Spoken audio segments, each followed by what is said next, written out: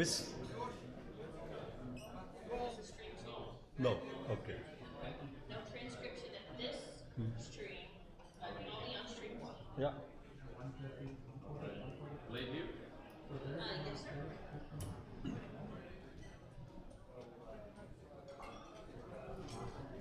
Here, I'm Jonas. We have to play it. Yeah. I here or here? Oh, I'm sorry. I sit Yeah. here and you sit there. Okay. I'm sorry, excuse me. Or I want to sit here. Yesterday he said you must sit here and he wants to sit here. The lady is the director here. I chose,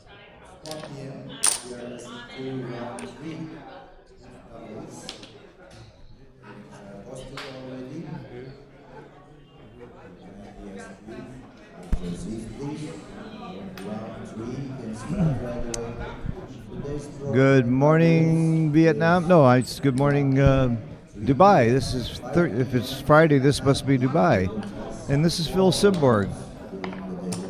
It's 1 o'clock here in Dubai, and time for the semifinals of the Masters of the main event here.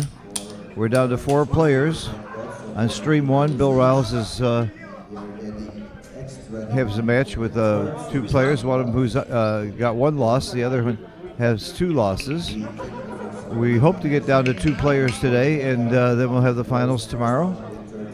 Ralph Jonas, we all know very, very well. He's won a lot of tournaments. He's from Berlin, and he won a very, very tough match against Johan Marier yesterday. I had the pleasure of doing the commentary. The final game at DMP swung about 5 times, and Ralph got very lucky at the end and won it. Of course, he played very well too. This young man, Ahmed Sayed, very nice man, doesn't speak English well, so I don't know a lot about him. He's from Egypt. There are not a lot of players here from Egypt. The largest contingency, I believe, is from Iran, and they have quite a large group and quite a few very good players. Okay, we can see a distinct advantage here already for Ralph, having made 300 board points. He's got his opponent on the roof. He's thinking about the cube, and I would be thinking about the cube too, because I'm not sure I'm taking. I believe it's a take, but I'm not positive, so that's why I would double. Ralph didn't, so he's probably right. This guy is a fantastic player. I have great respect for his game over the years. I've said this before on the stream. I don't know too many people that have I'm not sure if anybody has a better win-loss record than him over the past, maybe 10 years. Whenever he plays, he seems to walk away with some money and some prizes, and there's a lot of money involved here. And every round here is worth money. So winning this match is a big match. I think there's a total of close to $100,000 prize money in the Masters pool. Very interesting.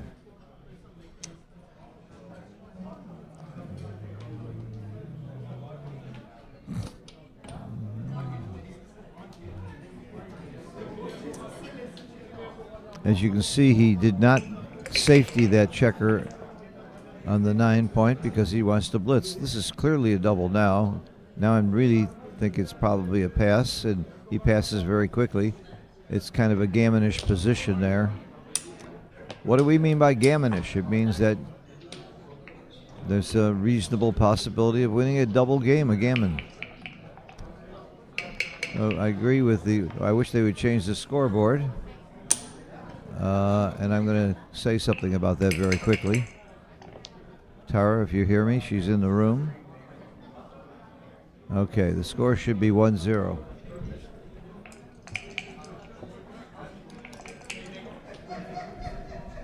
And just as I got up to go tell them, they just changed it. Okay.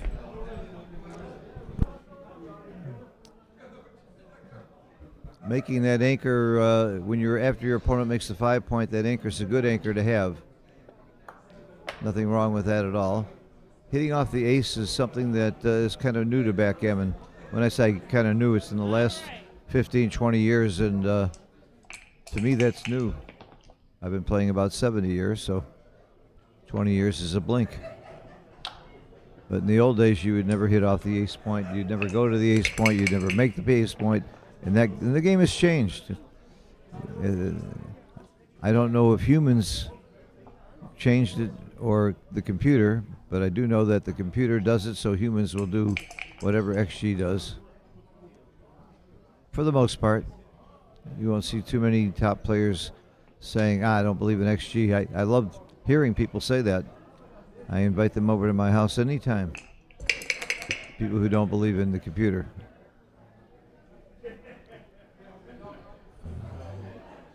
He can make the 4-point or he can hit. Usually it's right to hit. I would be hitting. I would be hitting here. In the early game, hit or make a point. It's usually right to hit, especially on your own side of the board. Takes away half his roll, stops him from anchoring. There's nothing wrong with looking at both plays. This to me is clearly right. Well, he agrees. Nice play, Ahmed. I think it's a nice play. I don't have an XG feed here. On the other stream, on stream 1, there is an XG feed, and we can instantly find out what's right. So from an educational standpoint, the XG feed, I think, adds to the game quite a bit. From the standpoint of the drama and the fun and putting the commentator like me on the spot, I kind of like this. If you have any comments to make, please make them. I will look at the chat and see if I can respond.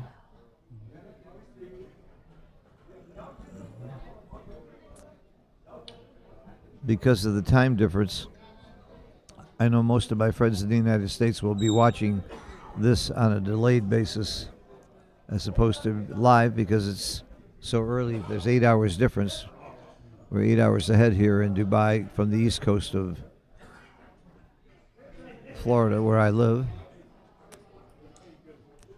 Okay, this is dueling anchor games. And it's better to have your opponent's 5-point than your opponent's 3-point for a lot of reasons. You get gammoned less, you can run and escape more easily, and you have a better view of the outfield, or better control of the outfield if a blot happens to occur at that point. I think this is the right play. I don't think he should be breaking his anchor at this point unless you were way, way up in the race and you were running out of time. To the 5-point, simply because there's nothing else you can do that makes sense. 52. I wouldn't mind bringing a couple checkers in from my 8-point, unstacking and slotting the 3. I like this play. Taking a checker off the midpoint, I agree he was right not to do that. Why strip it if you don't have to? By stripping, I mean there's only 2 checkers there, and then you can't do much with it. Fine roll there by Ralph. You got to give Ralph the edge in this game right now, but not enough of an edge to do anything serious like a cube action. He just played a 3 and he had a 2, and his opponent caught it.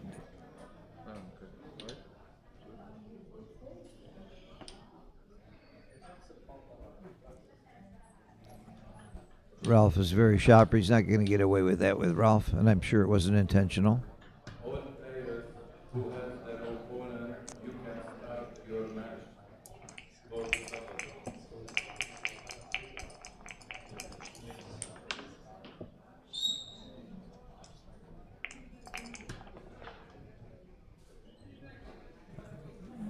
This is a little awkward, but I think you got to stack your checker somewhere. Well, he could slot the 2, yeah, and play 5 to 4. I guess that's a more reasonable play than the stack. Yeah, I would do that because your opponent has a spare on the midpoint. He's got a checker to play with. It's not likely that you'll immediately get a shot, so I wouldn't do this. I would slot the 2-point. I don't like this stack. But maybe Ralph feels there is some possible contact. It's as I predicted. No real contact. No hit at this point. So no reason to play that safely. But Ralph may have seen something there that I didn't. And yep, this is clear. You want to keep your points. You've got to maintain your. So even though Ralph is ahead in the race, that kind of hurts a little bit here. He has less to play with.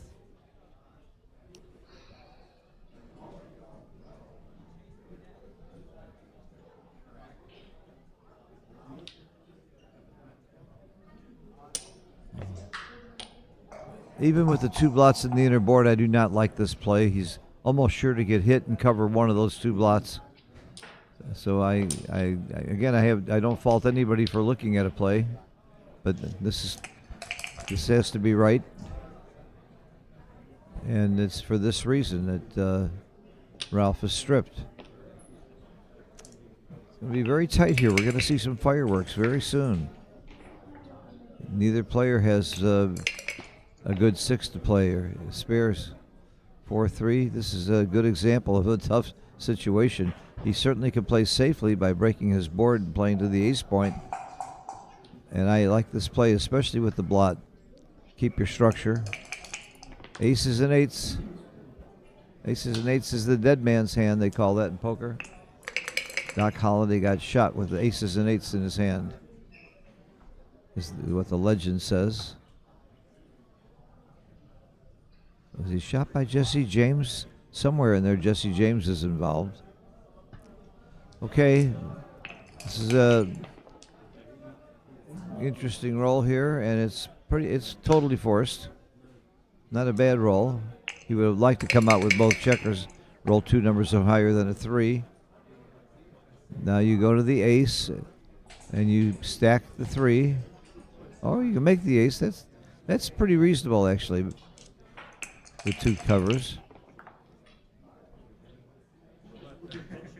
Spy versus spy. They're playing quietly, waiting for the first one to crack and leave the shot.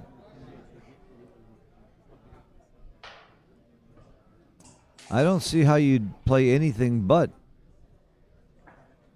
6-2. I guess you could break the 7 point. He's thinking about that.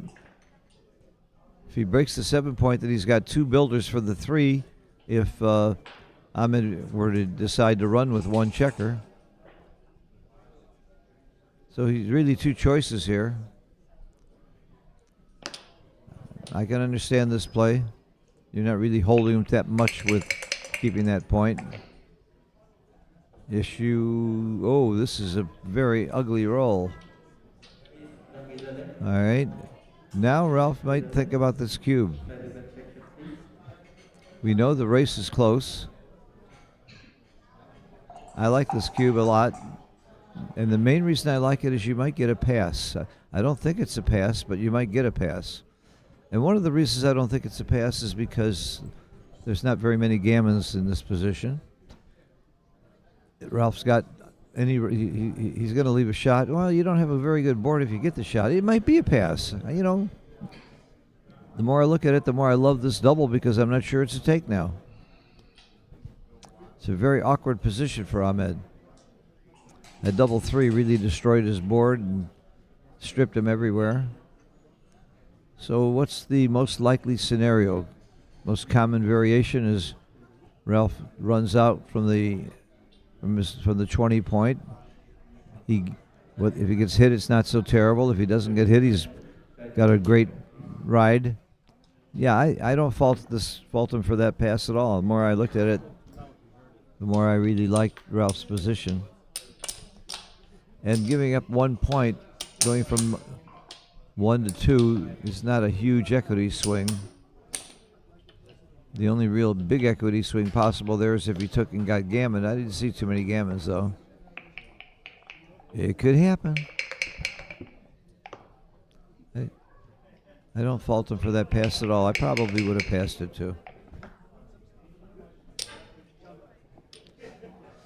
There's another way the game has changed over the years. 30 years ago, with the 5-3, the experts were saying to bring 2 down. That's now, according to the computer, it's a blunder to bring 2 down and instead of making your 3 point. The ace on checkers are no good.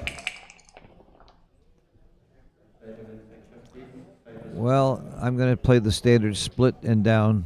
I'll split the back checkers with the ace and bring a 2 down. Rolf might be thinking about not bringing 1 down because the back checkers are split. This is my play. It scares me when Ralph makes my play. I'm thinking maybe he's not that good after all. I think he's the best player left by reputation and by skill level. Of the 4 players, I would rank him as the number 1 pick, but there is one fella dog from Norway who only has 1 loss, so if he wins today, he's going to be in the finals for sure. And we may have 2 others fighting for it. No, we won't. If he wins, it'll be him against the winner of this match in the finals on Saturday. And if he loses, then we'll have 3 people left, I think. Yeah, then I don't know what the heck they do when you got 3 left.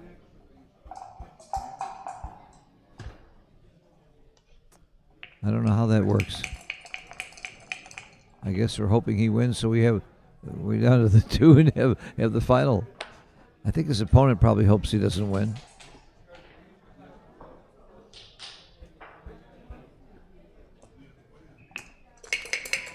You can go to probg.com and you can get the brackets and the lineups and see everything you need to see.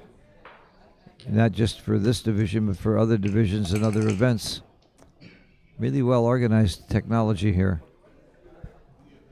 They're organized in every way. They got Arda, bring in Arda to be the tournament director, and you got Patrick Gabelli and his crew running a very efficient tournament. You got Bill Riles and Tara doing the audio visual for the streaming. And you got me making noise. Comes in and hits. Good roll. He needed that. He needed that hit. Otherwise, he was pretty much out of the game. And a dance. Boy, talk about a pendulum swinging. It's just swung big time. Do you make the 2? Do you run? Yeah, you come out and make the point. The reason you don't make the 2 is you really don't have a good blitzing game. You don't have enough checkers in the zone to be thinking that you should be trying to close the board and blitz. You should rather be playing a priming and running game by making points and getting your checkers around the board.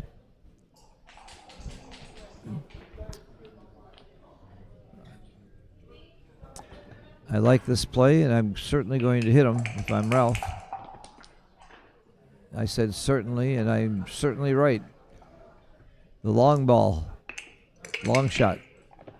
This big roll here. Dance. Now the pendulum is really swung, even though he has 1 checker back versus 2. I guess you make the 2 point now. No, oh, I'm sorry. Yes, make a much better point.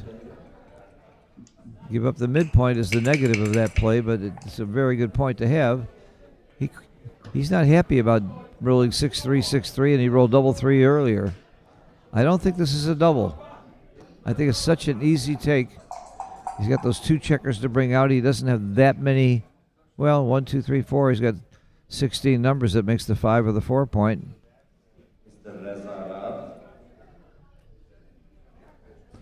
So that's 32 numbers if he can make either the 5 or the 4 point. Yeah, 32 numbers make one of those 2 points. And if he rolls a 6, which doesn't help, that comes out. So he does have some real potential here. But if he makes the 5 or the 4 point, it's not gin. He doesn't win, especially if Ahmed comes in.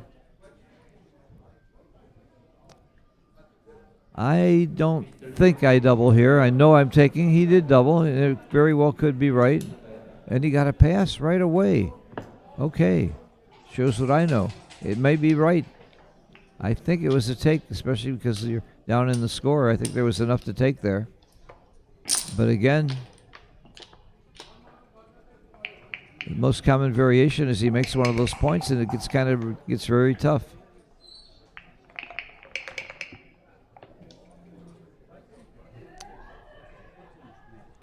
So we're seeing conservative cube taking on the part of Ahmed. It's conservative if I'm right that it might have been a take either time.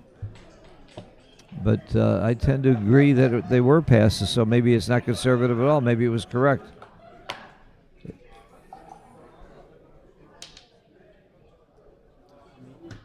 It's usually wrong to hit, but it is often right when your opponent is on his 9 point, because that's such a good building point. You do hit with a 3-1 only in that situation. I think he made the right play. Boy, is he dancing too much. Double 6 dances on a 1 point board. 6-3, he was dancing on a 2 point board. If I was his opponent, I would tell him how sorry I am and how much I've noticed he's dancing. And I would say to you, do you notice how much you've been dancing? I don't think you would need my help with that. I know some people do that. Of course, I'm jesting. I think that would be very poor sportsmanship.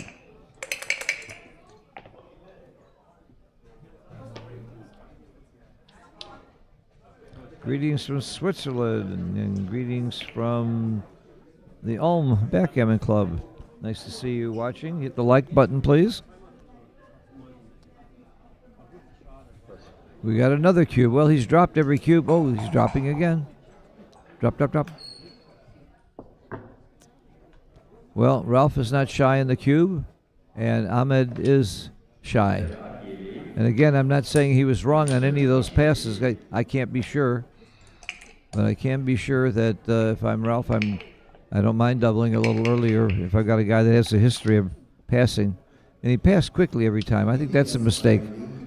I think even if you're sure it's a pass or sure it's a take a little bit of time and keep your opponent in a little suspense or not let him think you're that fast a dropper or a taker. I mean, that's the place where you want to use some clock on the cube. Because cube decisions can have huge swings, much bigger than many checker play decisions most of the time. People say, what's more important, cube skill or checker skill? And the answer is, I think they're equal. Even though you make a lot more checker decisions, the cube decisions are bigger decisions. So if I could be perfect, if you could tell me I could be perfect at one or the other, well, I'll take perfect checker play because to me that's a lot harder than most cube decisions. Cube decisions have gotten much easier for me because I have internalized religiously Wolsey's Law and O'Hagan's Law. And if you don't know what they are, buy a book. Get to Work by Boot Camp by Walter Trice is one of my favorites that covers that. There are many more recent books by Mark Olson and Michi and Dirk Scheeman and that are very, very good. Bob Ochtel has some good books on the end game.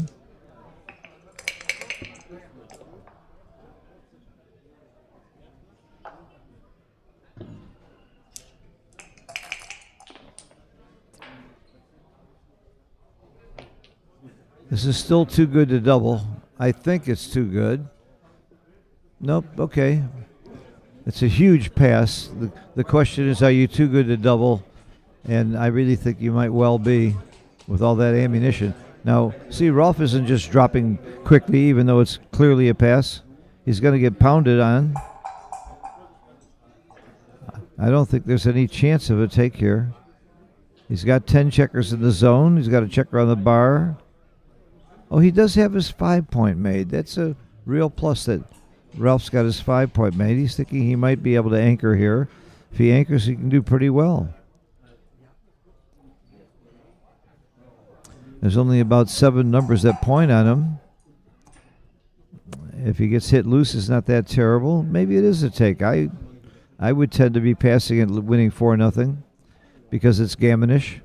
I mentioned earlier that means that there could be lots of gammons if things go wrong for Ralph. I would pass it. At an even score, I guess I would take it.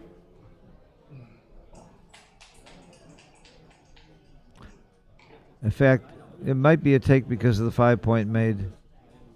Might well be a take there, but he's got extra wood in the zone more than you would have on the second roll after a double 5 by having that extra checker on the 9 point. He did take it. Okay.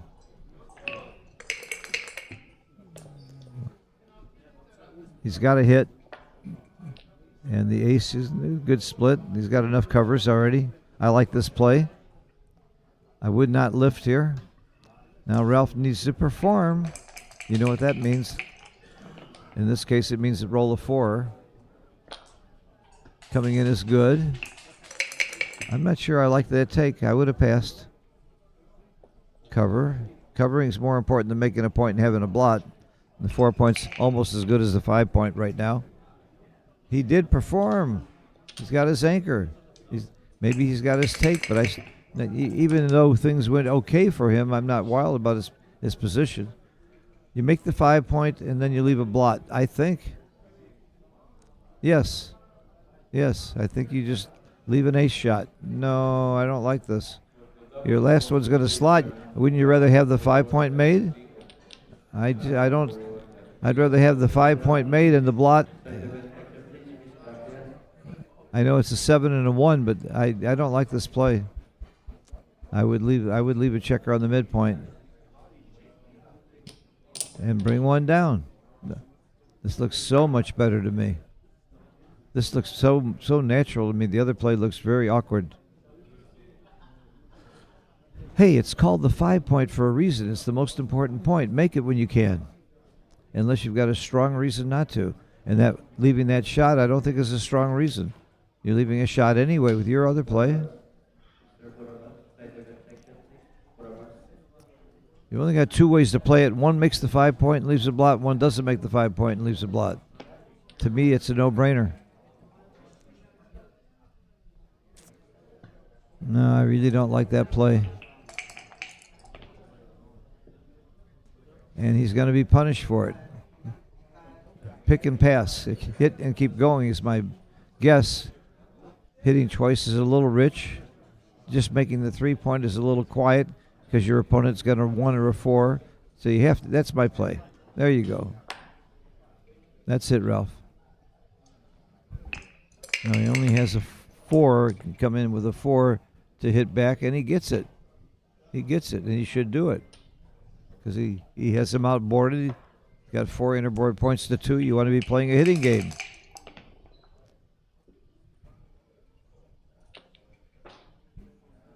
I think you just play quietly around. Yep. He needs 3s to hit, and of course the outfield hit is very big for him. And he doesn't get either. You got the cover. Okay. That's something. Now Ralph is in control of this game. And it's all because he didn't listen to me and make the 5 point. This is what Ralph wanted. He wanted to get out of there. So get out of there. Keep it going. You come closer, you leave more shots. I think he's counting the shots right now. 5-4.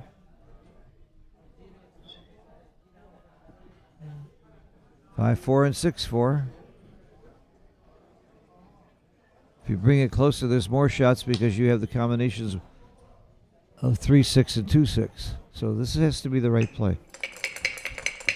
He desperately needs to hit this, and he doesn't come close. And now Ralph is very much in lead. I don't know that you recube at this score yet. I would just keep rolling. This is a kind of a nothing roll. I think you got to pick up the blots, though. That blot you have to pick up for sure. I would pick them both up too, because getting hit could be devastating right now. It's a little stiff. There's a good argument to leave that blot on the 14. You have more flexibility, but you get hit. You get hit with 10s, and well, only 10s, only 6-4 and double 5. I think I'm going to leave it. I would leave the 14 blot and play 6-5. I think the 3 numbers that hit are worth the risk to have that flexibility, but Ralph doesn't. So maybe because he's winning, he's feeling more conservative. I would have been hit. He rolled a 10. Makes Ralph look really smart for lifting. Hindsight's always right. This is the reason, another reason I wanted to have that spare there. Because he had some awkward rolls. I think you just come in. Twos are the fewest shots you could leave, and you got a lot of covers from there. You got 3 covers plus the indirect. All right, this is a very big roll, and he missed. Slot the 5 point. The point that you should have made, I think. Yeah, let me rub it in. Because maybe I was right.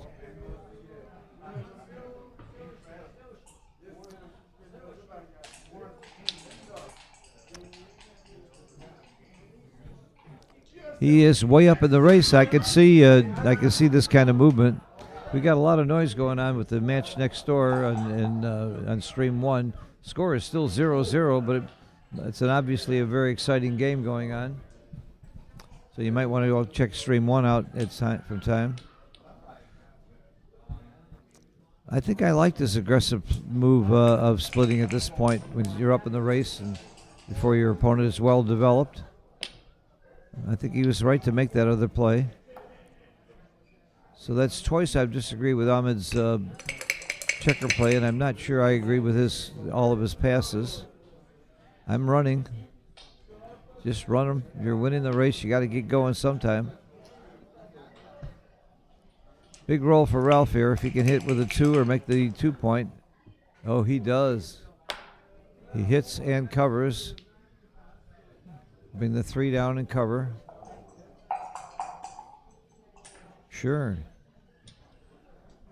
Okay. Now Ralph may have some cube action. Coming out a little too rich right now. I think it's going to be a redouble pass. Do you redouble here, or is it just 2 at the score? You keep going. He keeps going. And gets a safe roll. I would have been tempted to think about the cube there, especially since you have an opponent that has a history of passing a lot. Now he anchors. He's got the 3-point anchor and 2 holes in front. He might. I still don't think he has a take. I think the formula that Mochi came up with is you can take from the 3-point if you are within 23 pips of the race. And he is. But he's really stripped. Even if he gets a shot, it's not going to be that good. What is the race? What is the race? This is a score no double. It's because you're winning 4-0. You don't want to shoot a 4 cube to your opponent right now. Every roll, though, I'm thinking about the cube here for Ralph. I would just bring it in, make the 5-point heavy, and hope you get lucky. I guess he wants to keep the option of not having to run with a 6, not having to break.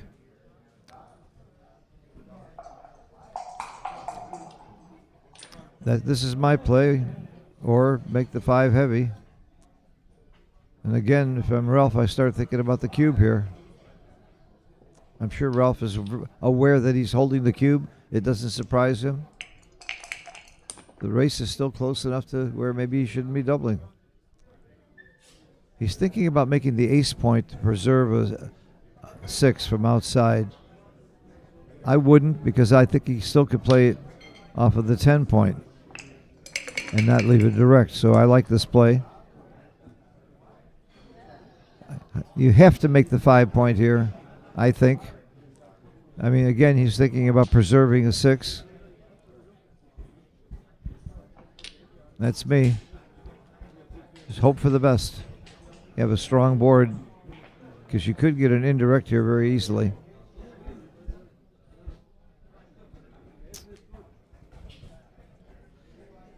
You might not even roll the 6, and wouldn't it be nice to have a 5-point board?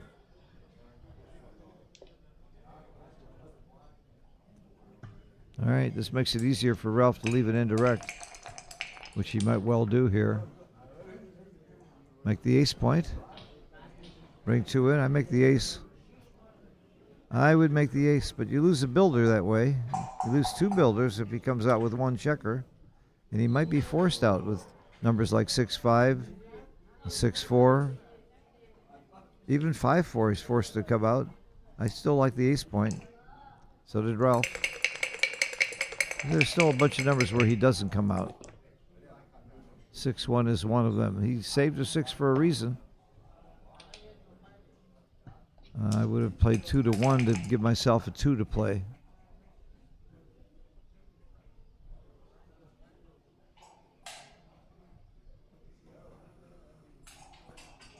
He doesn't really want to throw a checker to the ace, and he doesn't want to leave it a direct shot. So for that reason, I think you break the 8 point and hope for the best.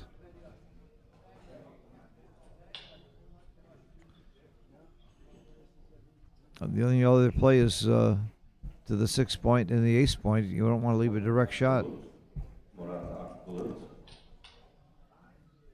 There's no value in breaking your 5 point, losing that point and losing the builder. Although he looked like he was just about to do it. As I say, there's no value to it. I'm breaking the 8 point.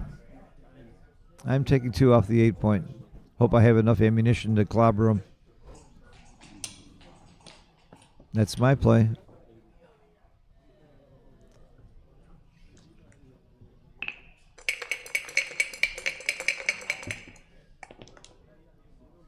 Oh, he can stay.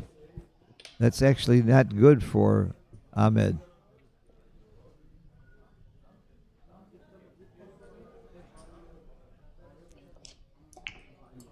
It's all about the race. That's an excellent roll. Bringing both in. Unless Ahmed rolls very, very big now, he's got a problem. He's got a cube problem. And 5-1 is not big enough. Now he's got a race problem. He's going to get hit with any 1, 2, or 3. Ralph waited till he's got much more of a pass here. Do you want to gamble? Do you feel like gambling, man? This would be a real gamble to take this cube. Giving it back at 8 would be a lot of fun, wouldn't it? This is one of those where if I reach with one arm, I've got my other arm holding my arm back, saying, wait a minute, think about this. If he hits him, he's a pretty big favorite, even if he hits loose. And if he doesn't hit him, the race is pretty strong in favor of Ralph right now. Not by pip count as much as by crossovers. Ralph's going to have about 4 or 5 or 6 checkers off before Ahmed could even take a checker off. Yeah, I think this has to be a pass. I think he waited to get to a pass. And this one I totally agree with Ahmed. The other two I sort of agreed with. I wasn't sure. 6-0. Well, here's a situation where Ralph took a cube that I was really debating. It looked like he could easily get blitzed. He was probably right to take it, and it certainly turned out great.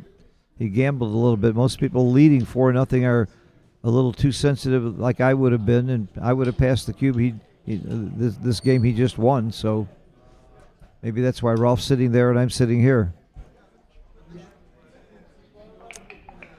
He's such a great player.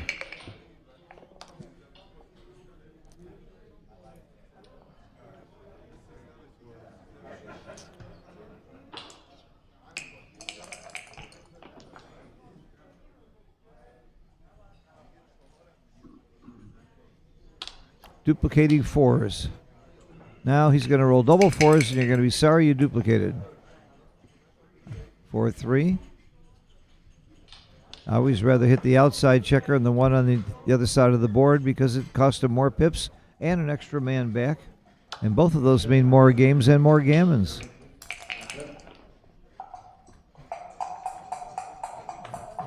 It's called the golden point for a reason. He can come in and hit, but I think I make the point here. I like this play.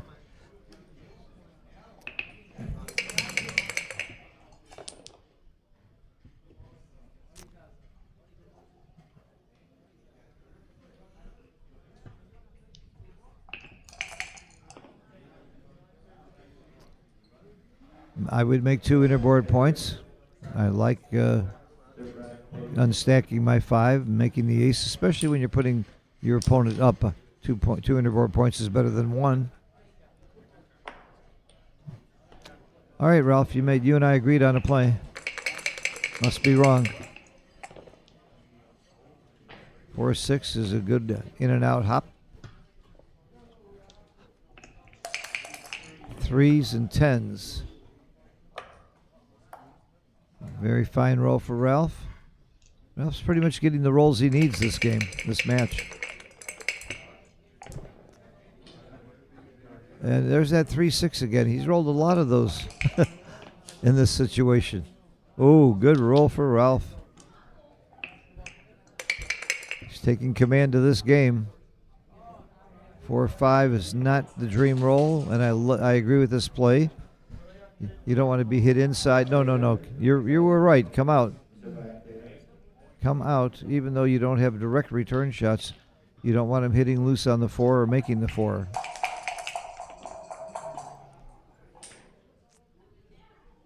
Okay, Ralph missed a shot.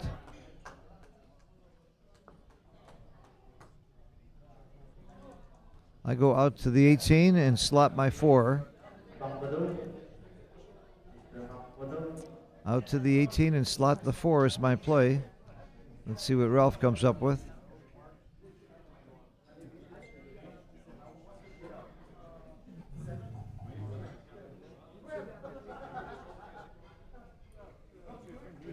I don't like 2 down from here. I don't like giving up the midpoint.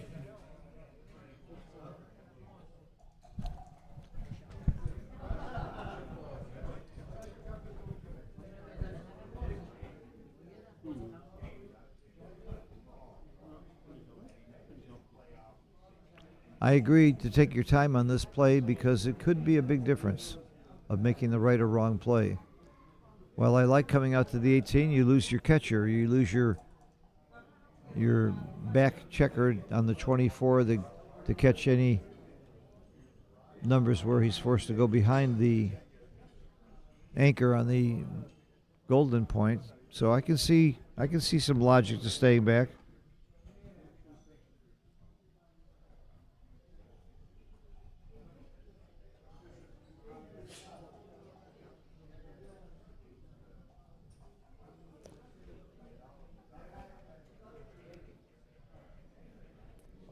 And go out to the 18 would be my play. You don't have timing to stay back, I don't think. Okay, Ralph, you made my play. To me, this is logically the only good play.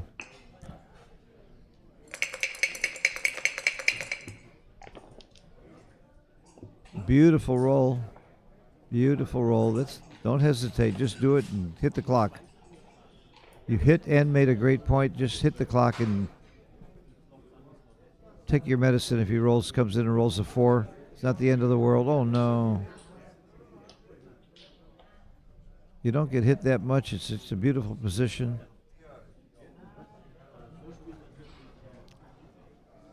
There is an argument for this play. I don't think this play is ridiculous at all. Could be right. Wouldn't be my play, but could be right. I would make this play if Ralph didn't have that blot on his 4-point.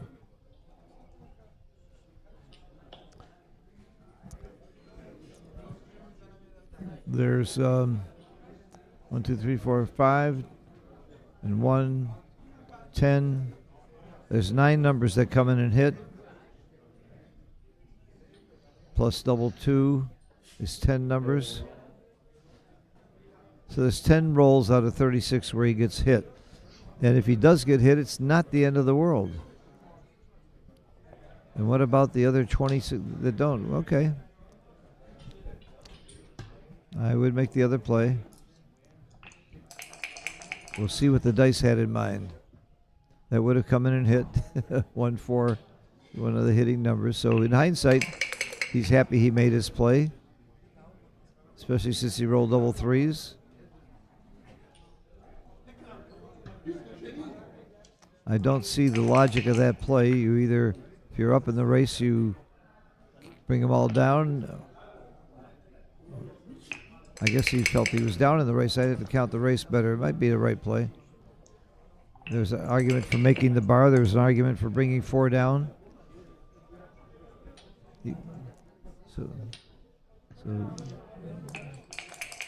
Yeah, he's probably was down in the race and probably made the right play, and it didn't matter. It didn't matter. Game over. Game over. Looks like it's an unsurmountable race now.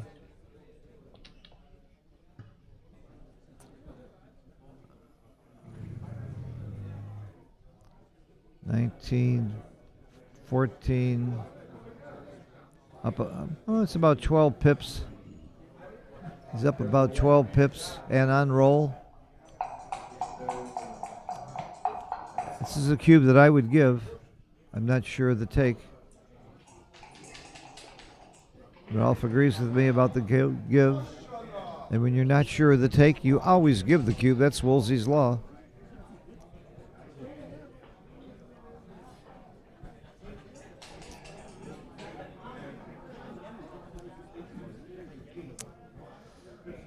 Well, pips, what's the total pip count? 20, 42, 50, 60, 72, 78, 81, 83, 89. It's up about 15%. It's borderline. It's probably a pass at an even score. The only incentive that would make me take it is that I'm losing 6-0. And maybe I need to start gambling a little bit. And I don't want to just drop and let my opponent be 4 away, which is an efficient score. So I would gamble and take it because of the score. Even if it's a small pass, playing a guy like Ralph, I would gamble and take it. But every close cube, or every one where I wasn't sure, Ahmed has passed. I'm not saying he's wrong. I'm just saying he's more conservative than I would have been. And he's rightly calling a timeout. That's the smartest thing he's done the whole match, I think. Not to insult him. I don't mean to insult him. He may be playing perfectly for all I know. That's the thing about not having XG. Over in one game? Who won?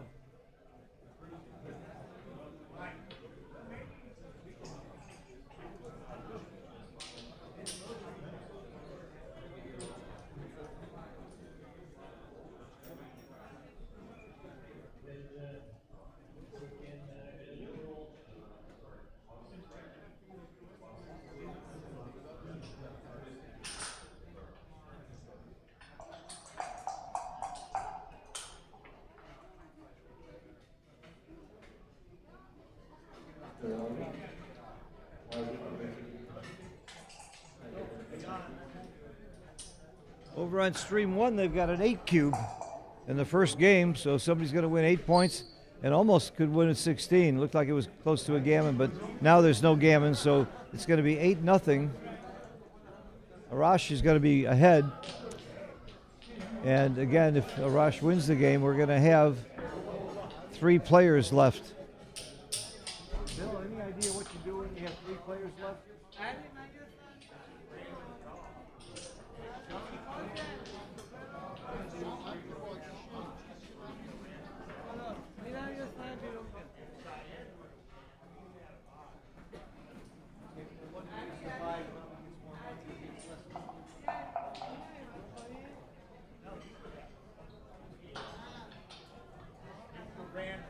Okay. Yeah. So we might have 2 players left after this round, and that would be the finals. But if we have 3, Bill Riles just informed me it's going to be a random draw of who plays who into the playoff for the final. I would think when they do that in the States, they often give the one who got the bye less money if he happens to win. My favorite thing is to have all 3 of them bid for it. Say, I'll give up $10,000 for the buy, and the next one can say, I'll give up 12, or you can do it as a blind bid. You pay for the buy. I think that's a fun, exciting way to do it, but that's not tournament play. That's gambling. But let me tell you, with this kind of money involved, we are talking about gambling here. It's also great to have that crown. I mean, last year, my very close friend, Frank Frigo, one of my real heroes, won this tournament. He's a 2-time world champion. He's not here this year. I hope he's well. I'm going to give him a call and find out why the heck he isn't back to defend his title. He's a very busy man. He's in all different kinds of businesses, and After developing Zeus, which was a software program for sports, he took that to a higher level and does it for business consulting and has been very successful. For my American friends, I want to, while we have this moment, I want a moment of silence for the loss of Butch Meese, a very good, sweet guy. Ran the Indianapolis tournament for years with his wife, Marianne. I just found out from Chuck Bauer, email early this morning, that Butch passed away. I don't know a single person anywhere that didn't love Butch. What a great gentleman. We're so sorry to see him go. Excuse me a minute. Round 4 for doubles consultation, 3 o'clock. Round 4 for doubles consultation, 3 o'clock. He was a good friend and a great guy. Never saw him angry or upset. He was a great tournament director. His wife Marianne is a saint. She goes to, I think is it Costa Rica, or he goes every year for a month to heal and volunteer for her church. What lovely people. And the Indianapolis tournament was over Memorial Day every year. It's one of my very favorites.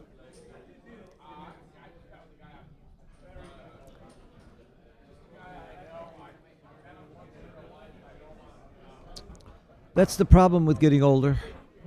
That's the negative, is you lose people along the way. I've lost all of my best friends and parents and relatives and my older brother as you get older. But I had lunch one day years ago with Dr. Harold Kirshner, who wrote a book called When Bad Things Happen to Good People. He put things in perspective. He said you have to expect pain and be ready to deal with it. Everybody's going to have it. You're going to have pain and loss. And when you really are hurt, when you lose somebody, that's a good sign. That means you really had the pleasure of a great love or a great company or friendship while that person was alive. The sad thing would be not to be that sorry when someone leaves, when a friend leaves. Wasn't much of a friend. So that's the way I'll think about Butch. I'll be happy that I got to know him. Okay, in the meantime, he didn't get a gammon. Arash is winning 8-0 on stream 1. And assuming Arash wins, then it looks like we are going to have a 3-way with Arash and Dag and whoever wins this match. Whoever loses this match is out no matter what, because they each have 2 losses. And it looks like they both had, no, it looks like Ahmed had a bye. I don't know if Ralph did. I guess that one lit up means he may have had a bye. I don't really know about the bye situation. But if they had equal buys in the next round, then it would be a luck of the draw. But if somebody had a bye and the others didn't, then for sure he plays, and the others would draw to see who gets the bye. Whatever it is, it's going to be fair, and it's going to be exciting, and it's going to be tomorrow. You know what time the finals are, Bill? You know what time the finals are tomorrow? 5 o'clock. Okay, thank you. Bill and Tara just informed me the finals tomorrow will be at 5 o'clock. And whoever wins it sure deserves it. They've had to play a hell of a lot of matches and with a lot of pressure every time. We've had some great, incredible matches here along the way. Except for Ralph. Ralph would, if I had to pick the top 10, Ralph would be in it. All the other 9 that I would have picked to be still alive are gone. Not to take anything away from the players who are left. Just because I don't know them doesn't mean they might not be one of the 10 best. But when you got people like Mochi and Akiko and Michi from Japan and Seb Wilkinson from, these are people that are clearly Petco from the States. You got some really, really top people. Nesvet is a world champion. Jordan Granstead. These are people that you would expect at least 1 or 2 of them to be still alive and sitting here. But that's backgammon. That's what makes backgammon fun. But of the 4 that's left, again, I would pick Ralph as my favorite because he always wins. This guy's the winningest guy in backgammon. It's still very busy here. All the side events, we got doubles, seniors, SPEEDGAMMON. If I were playing right now, and I would, if I wasn't in the finals, I'd be in SPEEDGAMMON. That's my favorite. I actually won the SPEEDGAMMON in the Jamaica tournament back in August.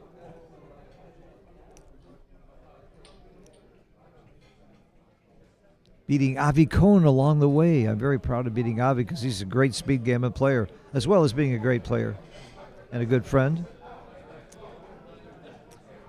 All right, while we have this break, I will remind you there's a lot of great tournaments coming up everywhere. I'm certainly going to make it to LA. I'm going to make it to the Merit Artist Tournament, the Merit in Cyprus.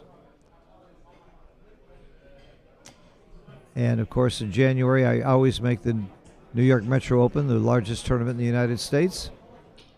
It's also at a Hyatt. We're at a Hyatt right now. The accommodations are just lovely, and the price is incredibly reasonable, especially for New York, under $200 a night. I don't know, I think it was like $155 a night for a Hyatt on the river, 4 minutes from the center of Manhattan.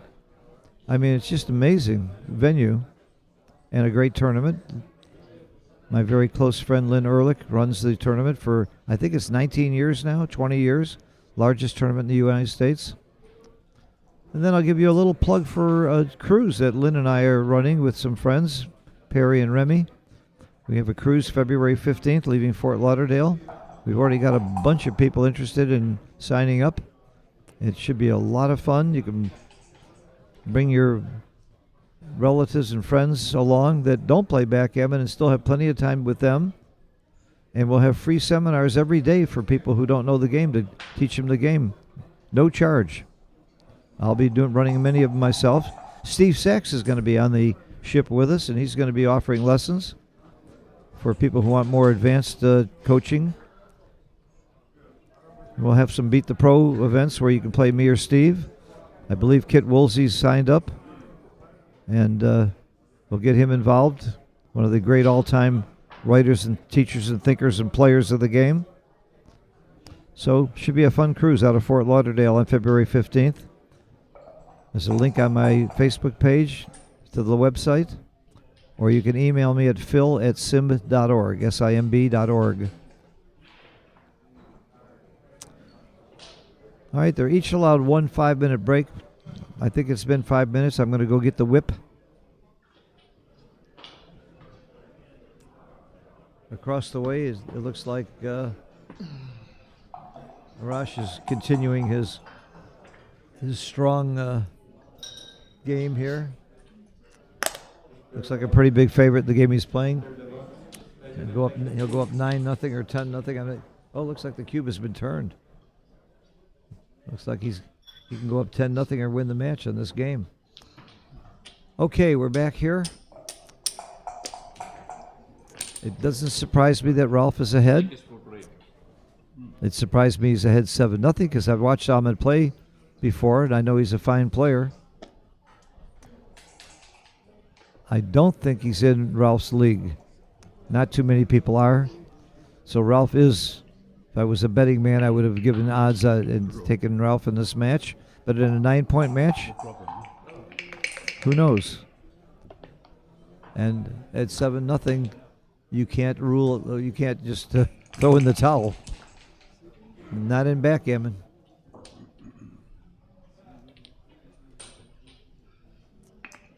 But the race is not always to the swift or the battle to the strong, but that's the way to bet, and that's why I would bet on Ralph.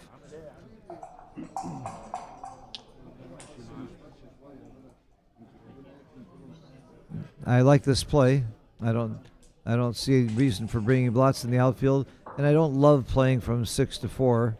I kind of like having that second checker on the 6 point, and I really don't like this. I don't like making a 6s that good. No, I think he had the right idea by playing 24-22. Okay. He's gambling, though. I like this. I like his energy. And he gets away with it. and you hit.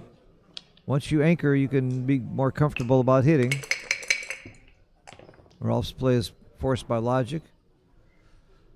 He's got to clean up the blot with the 3, I guess. So he played very valiantly on the last roll and like a chicken this roll. And sometimes it's right to be a chicken. I'm not sure that was the right play. I might have gambled some more. I like the cover, sure. He has another option. He could make the 4-point and the 18-point, but I think he made the right play here.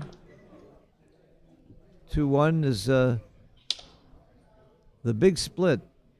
I might split with the ace and go to the 4, but this is fine. I think this probably is the right play. It didn't turn out that way. Now the other 2, I think you go to the 18. Does he? No? He's playing more offensively. I wasn't sure about that play at all, but I'll bet on Ralph. Is this a cube? It's 7-0. It's hard to say. It's an easy cube at an even score. I guess when you're ahead this much, you get a little more conservative. Ralph would just like to win 1 point at a time and just quietly sneak out to the finish line instead of seeing big cubes. Easy take when you're losing 7-0, so I understand not doubling. That's a very, very fine roll. Ralph is continuing his onslaught here. Double 6 is not your optimum roll at this moment. It almost has to be 3 down and 1 out, or 3 down and 1 in. But the 3 down is where I start. I would tend to go to the 2-point instead of coming out. Well, that's 24 hits coming out. You do dupe 6s, there is that. And if you go in, you're leaving a double blots in your inner board. You know what? I think this is right. I think this is right. There's 12 misses, and those misses are very big, and the 24 hits don't destroy you. And leaving a double shot inside, double blot isn't the best. And he missed. Now, if you roll a 5, and 5 would be very, very big here. That's not a 5, but you come. I think you move the 4 from the 18, and then you cover your 2-point. That part I'm sure of. That would be my play. That would be my play. Now coming around the corner makes sense. It dupes 6s again if you go to the 11-point, but with that blot on your inner board, you're going to get hit with a 6 or a 1. Can you take this cube? That's the biggest question you have to ask yourself. If Ralph were to double, how would you take? I'm not sure you have a take no matter what. But Ralph is going to be very conservative with this cube at this score.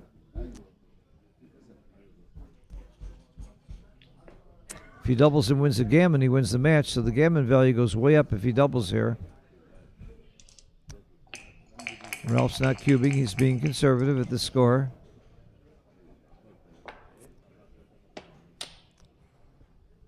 That was a very good roll for Ralph. I'm sure his luck factor has not been bad. Now, is he too good to double? Probably. He could have gotten a pass, but he feels he can win enough gammons. He could make the ace point. I think I do. Make the ace point. Hope he doesn't roll a 2. He cut it in half. His numbers that come in. He rolled the 2. That is huge. That is huge. Now the gammons went way down. The gammon risk went way down for Ahmad.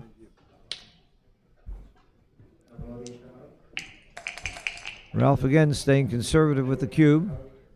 Brings it in.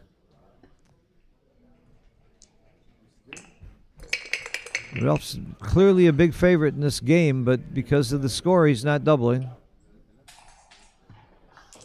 He's probably coming out with 1 checker, and then you'll see what happens. Oh, he got a great roll. That's got to be a market loser for sure. And it will be closed at 32 players. Now I'm really not sure about the cube action. I think it's a double pass, but the race is close enough and the gammons are small enough and the score is big enough to make you wonder. I'm really not sure of the cube action here. I'm sure I would pass. That makes it a double, doesn't it? I don't think it's too good. If he takes and recubes with a 4 cube, that's okay. You win the match, and if he wins 4, as long as you don't get gammon, you're still comfortably in the lead. Yeah, I'm doubling. And by the way, the history of this match so far is Ahmed's dropped everything anyway, so if I'm going to get a pass, I'd like to double here. Let's see what Ralph thinks. He is doubling. I agree. I would have doubled too. And if Ahmed is consistent, he's going to pass, and he does. Pass quickly. Ahmed, I think you're passing too quickly. I think that's a tell. That gives information to your opponent. Although he had plenty of time to think about it while Ralph was thinking about his. All right, 3 away, 11 away. Do you know that it's better to be 3 away by a long shot? How much better? I don't know. Got to be in the 80 percentile, 85 percentile, maybe more. The chances of this equity or winning chances. If I knew Neil, I used to know Neil's numbers. That was a way to calculate the equities. I don't have it in the top of my head. By the way, I could cheat. I could open my phone. I have a match equity table on my phone and look it up, but I'm not going to bother. Because the truth is, Ralph's a big favorite. And he's going to play the same whether he's 86% or 88%. 2 interboard points looks very natural here. Making the bar would be more exciting if your opponent had 2 checkers back. This is a decent roll. Keeps him in the game, gives him some real action. And this makes the nothing point. Does nothing.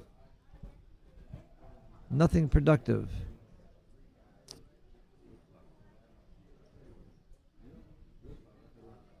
I guess I gamble and slot something. He's got to slot something. No, he doesn't have to slot something. Look at that. And he didn't gamble. I would have slotted something. Maybe my own bar. Probably my own bar. This plays very simply to the 4-point. Your only other choice is hitting, and you're outboarded, so you shouldn't hit. This is the right play. All right, Ralph's got some good rolls coming up here. 6-3 not being one of them. He can't even hit if he wanted to. I think you just have to run out. That's it. Run that checker all the way to San Jose. There's an argument to stop on the 18, but I would just keep going. I don't want my opponent to hit me and make the 18. This is not on my list. That was not on my list. And probably right. Probably wrong. He gets hit. There's a price to hitting. The price is how do you play the 1, and I think you'll just play the 1 off the 11 point. There it is. That's my play. And, you know, it's tempting to make your 5 point, but I think this play is forced by logic. Nah, it's too much offense for Ralph here. Plus, when you're down in the score, hitting gets you more gammons, and you need to win more. You need to play more for gammons when you're losing. I'm definitely hitting. And he agrees. Okay, that's my play. And if Ralph doesn't perform with the score, I'm doubling. And he didn't perform. Now I would double if I'm Ahmed, and I'm not sure if Ralph has a take. In fact, I think it's double pass. The only question is, are you too good? He's rolling on. I think he thinks he's too good. And he might be right. There's a lot of good sequences here, especially if he rolls double 3. A great roll. Yeah, he probably was right too good to double. He certainly would have gotten a pass from Ralph.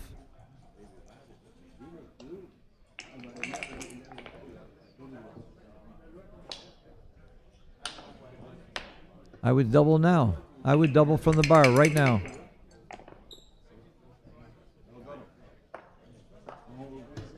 That's a great roll. Now he's definitely too good again. I would have liked to see the cube action on the previous roll. I'm hitting. I am going to hit. I don't want him to make that 2-point. I would play it very big. I'd hit and go to the bar.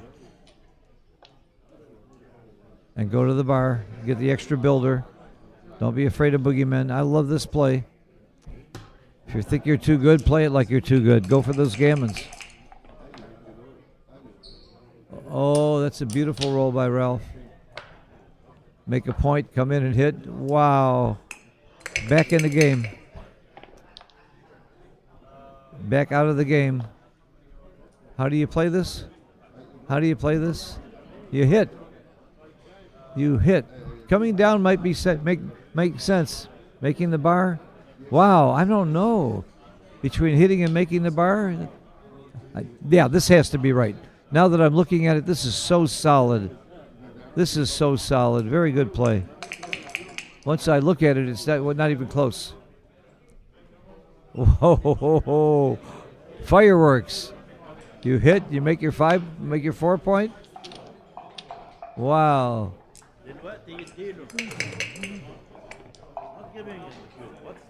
Okay. And just come down. Just come down all the way to the bar. He thinks he's too good. Ricardo doesn't understand why he hasn't doubled. There were a couple places where I know I would have doubled. I'm not saying it's right. And he didn't double because he thinks he's too good. I agree with you. I would have doubled a couple times. A long time ago. Yeah, I'm with you, Ricardo. He's losing to 0. How can he? Well, he thought he was too good to double, and he may turn out getting a gammon after all. If you and I were so smart, why aren't we playing? What are we doing here?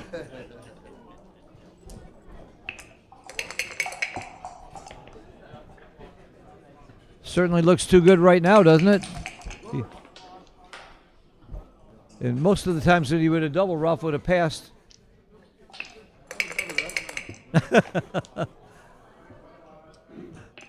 Right now, I still think it's too good. He's got a couple more rolls. Oh, now it's not necessarily. Now it might not be good enough. There's his 2. I would come out. You come out or come in? All right, we got a disagreement here. That's the one play I don't do. No way. No way. Don't do this. This is against my religion to break your 5 prime. No, that could be disaster. Put that checker back that you hit on the bar. There you go. I think this is a very reasonable play. Probably right. The one thing I know is that hitting was wrong. 5-4. He could still get a double and a pass right now if he wants it. He still thinks he's too good. This is a big roll for the game. And he flunked. Now he clearly is too good. Come on, you're too good now. What can go wrong? Not very little can go wrong. Oh no. Good morning, Ricardo says. You think he just woke up, huh? Okay, if we did a study of the cube action of that game, it could be kind of serious, kind of fun. He finally got to a point where I was pretty sure he was too good. And there were at least 8 places earlier where Ricardo and I would have doubled. Talking about Ricardo Malas, who's sitting behind me and getting upset that he wasn't doubling. It's 10-0 on the other scoreboard. Looks like that game might be over soon. And we might have we're going to have a three-way playoff, which kind of is interesting and exciting. I kind of like that. Anything that complicates the game and causes controversy, where people are going to yell, "This is not fair" and "That's wrong." I love that. That's what I like about backgammon. I think the saying is 2 backgammon players, 3 opinions. Okay, makes 2 points. That was really funny cube action, that last game. It was all over the board. Not good enough, too good, and just right. Ralph was happy to get out of that game for 1 point. This probably was a point where it was double take, too. Let's not talk. Let's think about that possibility.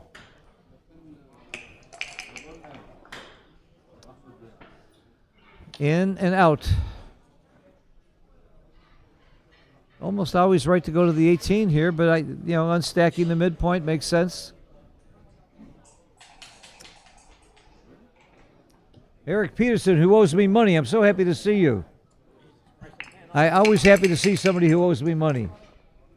And I won't mention right now how I made this money because it wouldn't be appropriate. Good man. Thank you, Eric. I owe you $10. Okay. Forget it. Or we can flip for it right here. There's 20 in the middle. Let's flip. I don't have a coin. I gotta focus here. This is a heck of a position. Hey, he doubled. All right. That might have been too good also. I owe you 10. It's a good deal. Thank you, Eric. Thank you. It's a pleasure doing business. Okay. As I collected my money, he collected a point real quick. Here we go.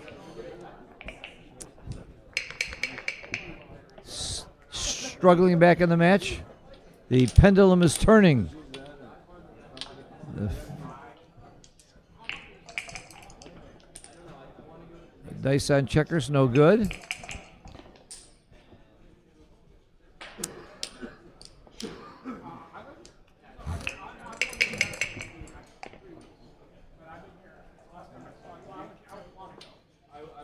I would just keep going with that checker. Oh, this is just ugly. No, this is too ugly. This is more like it. This is the play.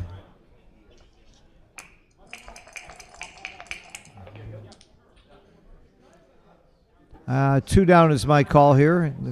There is an argument to split with the 2. Oh, he's splitting with the 3. I would have split with the 2. He comes under the gun more by splitting with the 3. Well, the 3 is obvious. You make the 10 point. He could have hit 2 there. That might have been right, especially at that score. Makes the bar. Makes the bar. That's all you can do.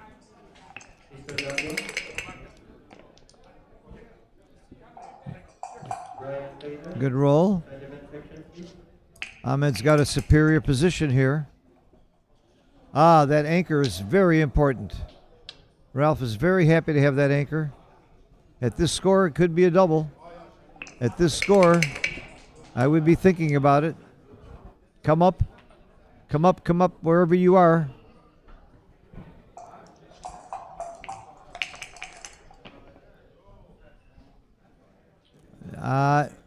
I'm shooting this cube no matter how Ralph plays it. I would be doubling if I was Ahmed. I know there's a race factor here that Ralph will take, but at this score, I want to be aggressive. I don't think Ralph has a good play here. Out into the 2 point, I guess. Or I don't like playing a checker to the 1 and 2. I don't see a play where Ralph takes his cube. I don't see a play that isn't a double.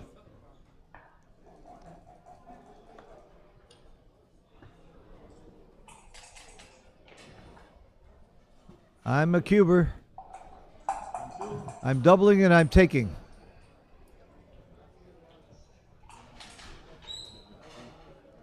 Now, the race says it's not a double at a normal score, but when you're losing, attaboy, and it's clearly a take because you're in the race and you got your anchor, you're not going to get gammoned. I like that cube action a lot. And I just run.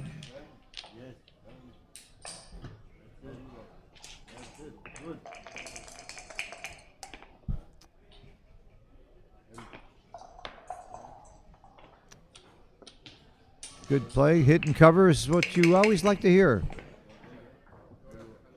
That's good. Good play. I like this play.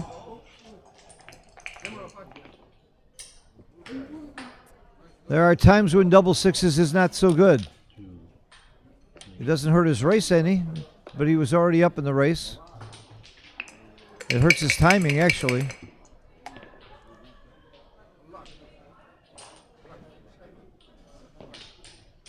I agree. You'd rather hold your 10-point than your 7-point in this situation. It's all about stopping him from racing. You're slotting because you have no choice. Now, a 1 would be very big here. A 1 would add a lot of gammons to the mix. Not to mention some wins. He got it. He got it. That's big. Big roll.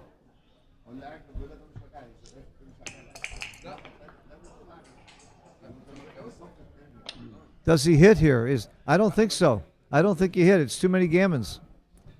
It's too many gammons. It's too hard to win from there. I would not hit. I would not hit.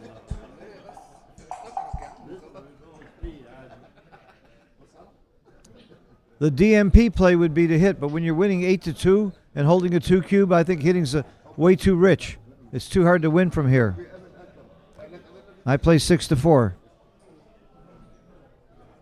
I'll make one bet. I'll bet Ralph makes the right decision. I wouldn't bet against him, but I would not hit.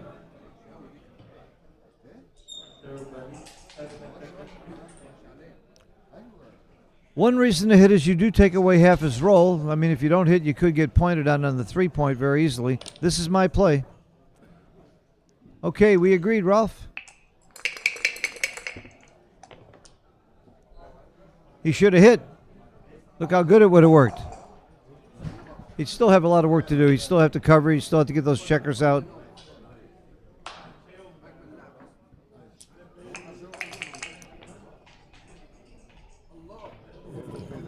There's the crasheroo.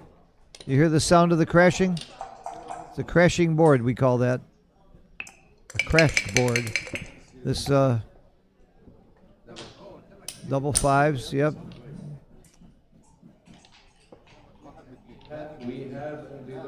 The next two have to come in. Yeah, I come in with both checkers to the 5-point.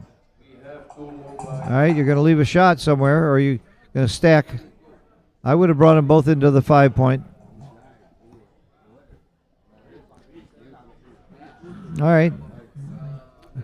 That's not my style, but that's fine.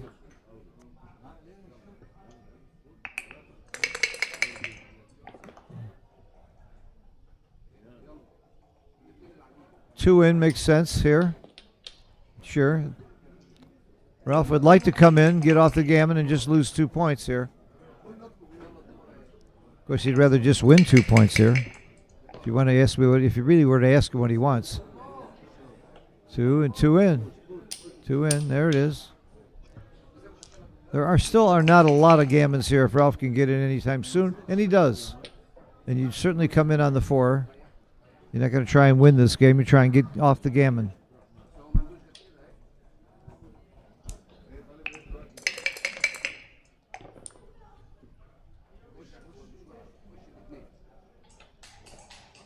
I like this play. You're not going to hold him. Get him in so you can take him off.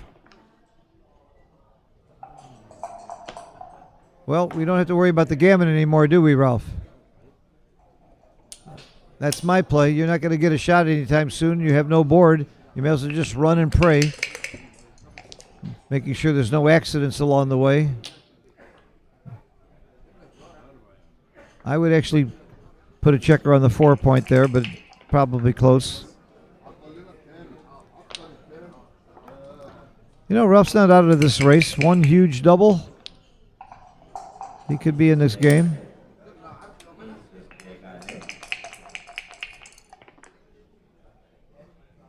Come in. Comes in very efficiently. Go to the ace. I would go to the ace. Yep. When you're winning, you protect from bad rolls. When you're losing, you play for assuming you're going to roll good rolls. So I like going to the ace there because you're clearly ahead and winning, and the only thing that hurts you are low rolls like aces, so make them decent. If you're going to roll sixes and fives, they're good anyway.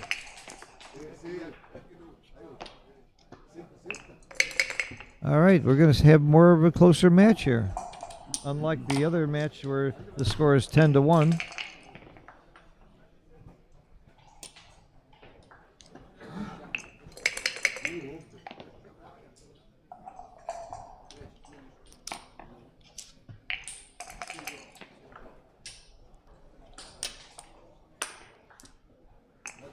All right, we'll have 7 away, 3 away. That's more of a real match. That's not out of reach for Ahmed.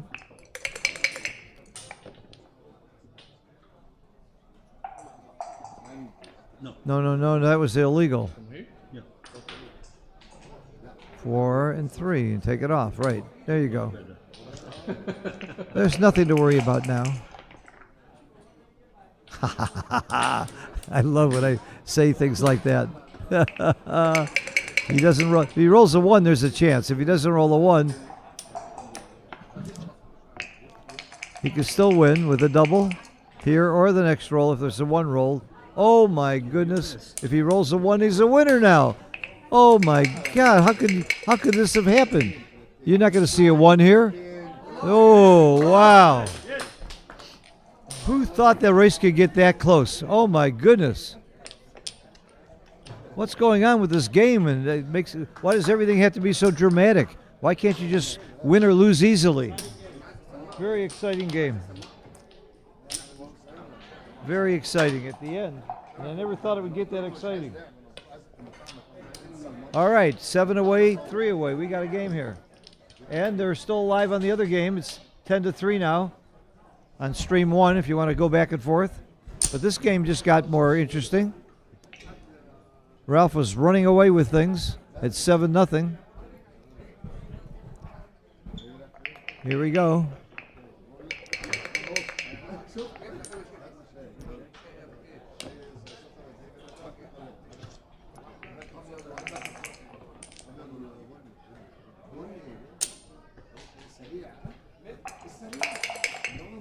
I would be playing gammon go and gammon save when the score is this diverse or this far apart.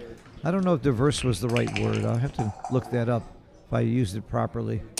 It certainly isn't diverse. Is that disparity?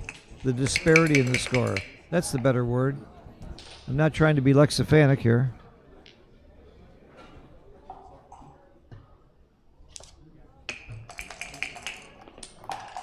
Oh.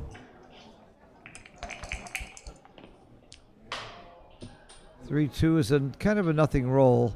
I think I bring the 2 down and the 3 to the 5 point. I would play the 8-5, but Ralph is playing it more aggressively, leaving the 2 shots.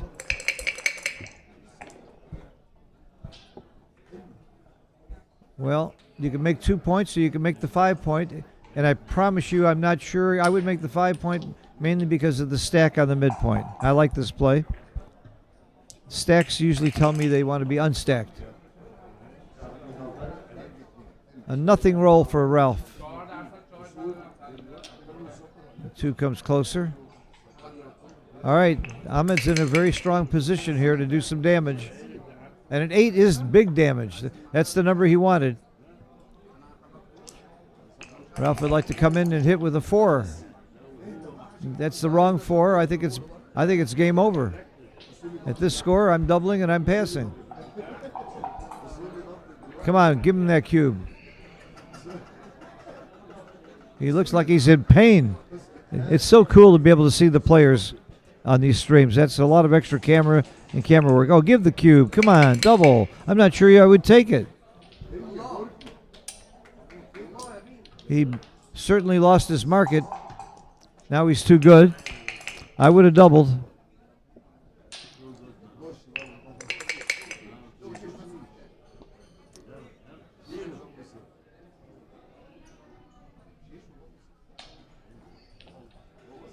I slot the bar.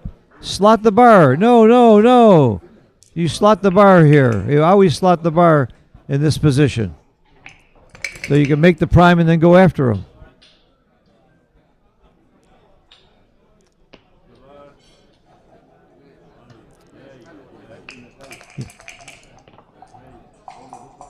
I'm going to write a book called Slot the Bar so that people know when to slot the bar. Make the bar. Or hit. I like the hit. The hit's a lot more gammons. You just make the bar, he rolls an ace, he's in the game. I'd rather get hit. That's fine. I'd rather be hit than see him make that point. Remember, you can always double them out if things go bad. Hit. Hit, baby. That's it. That's it.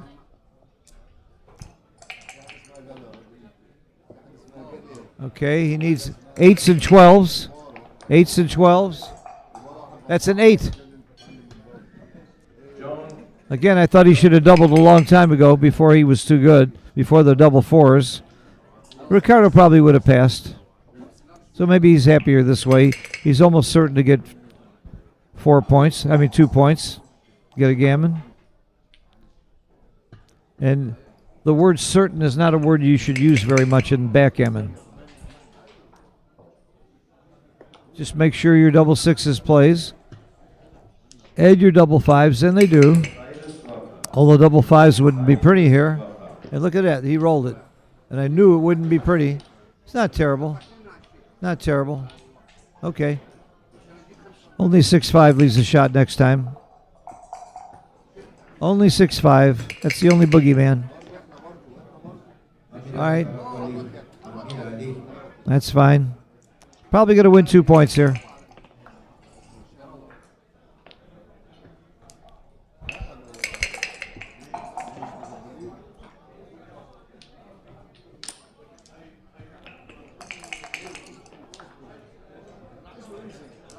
There, high doubles leaves a shot. That's about it. Now, if he dances, there's a bunch of shot leaving numbers. And he did dance. Any high combination of 6-5, 4-3. There it is. A 3 would be huge for Ralph here. A 3 would be very, very big. Big roll here. Big, big roll. He got it. He got it. Now you spread the back checkers. And now 2, 4, 6, 8, 10, 5 checkers off. Thank you, Jim Pasco, for setting me straight about with 5 checkers off. If Ralph closes the board, gets to a perfect bear off, it's only a very, very tiny pass for money with 5 checkers off and 1 on the bar. Oh, hit.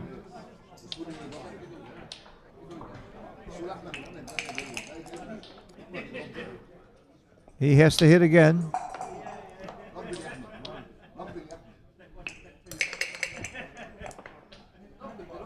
There's a 4 again. Ahmed's not giving up here. He's fighting. Oh, that's a big dance. Ahmed needs a big roll here. He needs a high number. He got it. And a hit. It's not easy to bring this checker home without leaving another shot, however. Oh, yeah, now there's 16 rolls that don't even get by. 16 rolls don't get by. That's when you're 6 away. Okay, 5s plus combinations. This is a very big roll right here. Very big roll. That's not a hit. Okay. Unless you see a double 1 or double 2, I don't think you're likely to see anything but a gammon here. So Ralph got back in the game only to get back out of the game, and that's backgammon.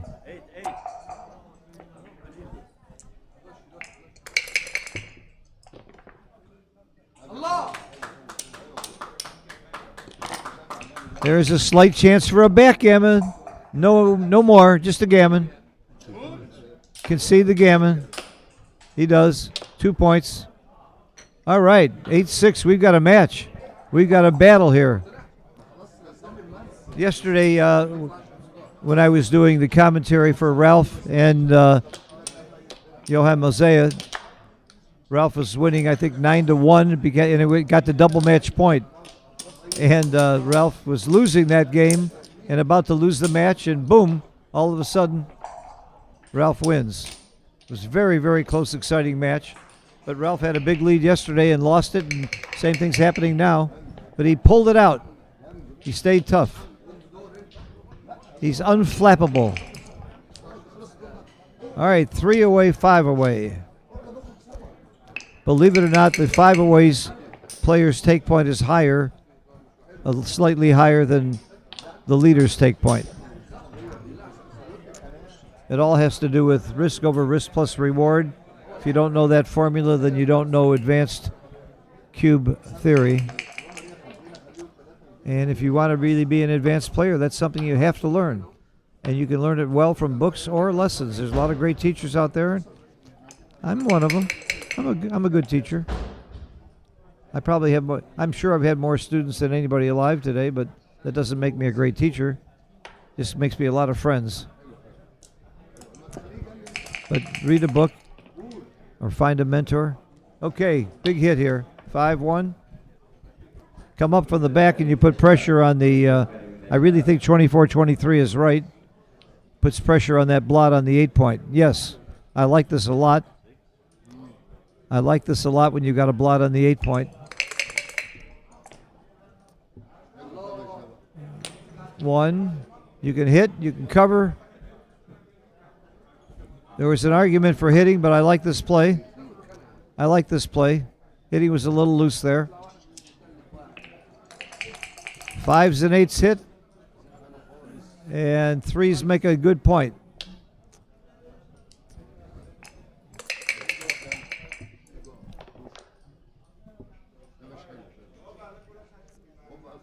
Sometimes doubles aren't the best thing you can roll. This was not the best double 5 he's ever had. Ralph is certainly not thinking about doubling here. He's certainly thinking about whether to hit or make the bar. And I'm not sure what's right. Ralph was pretty confident about that. Not a great time to hit and leave all those blots against the 3-point board. Ralph would like a 5, or he'd like a 3-1 or a 4-2. That's a 5 that he wanted. Ralph certainly has the edge in this game. 6-2. Okay, good play.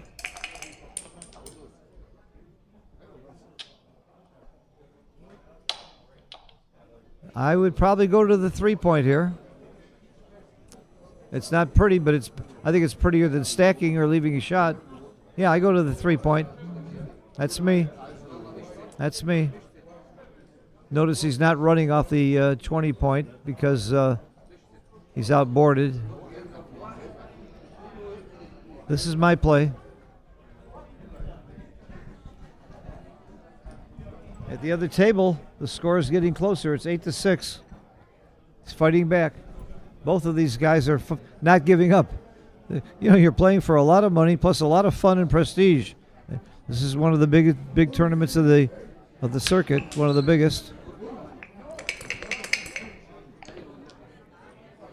Oh, great roll, great roll. That's the roll he needed. Ralph has to come in. He doesn't. A quick double. The crowd is obviously here rooting for Ahmed, and they like this double. Do you take at this score? It might be a pass. If I'm Ralph, I think I take because I don't think you get gammon that much, and there's no immediate threats. I think I'm taking, but I wouldn't fault him for passing. He took. He took. I would have taken 2. There's a lot of work to be done.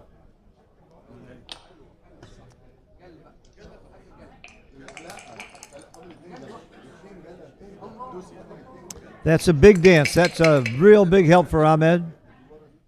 Double 6 is a good roll. Moves a lot of wood. All right, this is it. Ralph really needs to come in with a 5 and hit. No, he danced. We could easily have a tie match after this. I still don't think there's too many gammons. It's starting to look like there could be some gammons, though.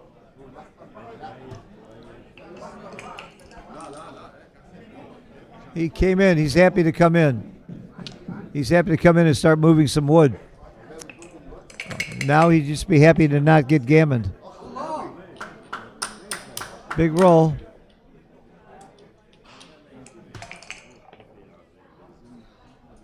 You know, I don't know Ahmed well, but he seems like a really, really sweet guy. After his last match, I was critical of some of his plays. He came over afterwards and thanked me for my commentary. Now that's a good sport.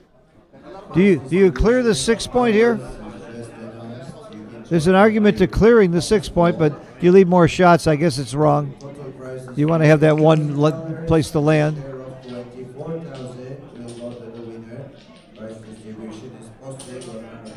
I would just come down with both. I'd make the 8-point. I'd make the 8-point in case I get lucky. Yep, that's my play. No 2 is the answer here. No 2. All right. He's safe.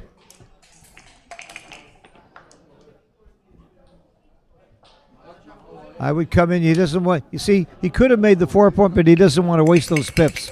He's thinking, I'm probably not going to get a shot. Oh, probably not going to get a shot. Oh my God. Oh my gosh. This is huge. This is very, very big roll for the match right here. Huge roll. He got it. He got it. Ralph finds a way to come back. He hasn't won the game, but he's certainly increased his equity by about 80%.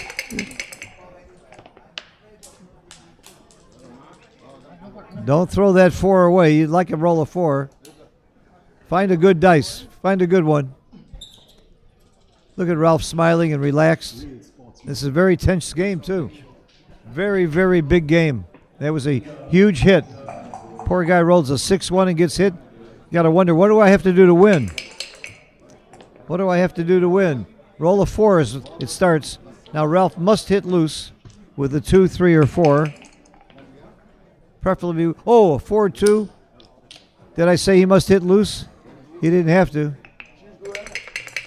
He's not about to recube. Oh, what a roll! 2-6. That's a roll. Ralph, wow, is that a swing? And a dance. What a sequence we're having here.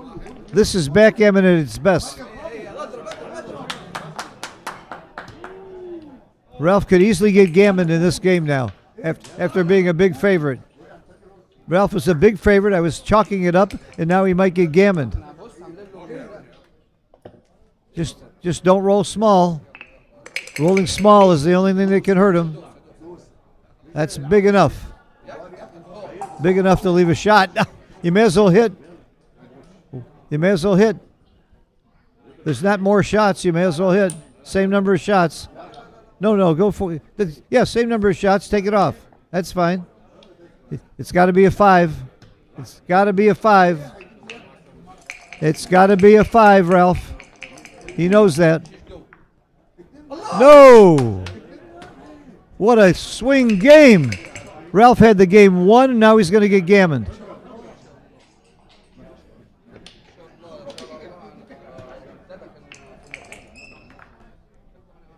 Well, now maybe he won't get gammoned. How many swing rolls are we going to have in one game? This is a big roll. If he gets off this gammon, he's going to be thrilled. Then both players will walk away feeling they were unlucky if he gets off this gammon. Ralph was unlucky not to win, and Ahmed would be unlucky not to get a gammon. He doesn't waste a pip and comes around to the 13. I thought you come to the 13. Either way, it's 2 crossovers. That's fine. Either way, it's 2 crossovers. Either way, I would have come to the 13.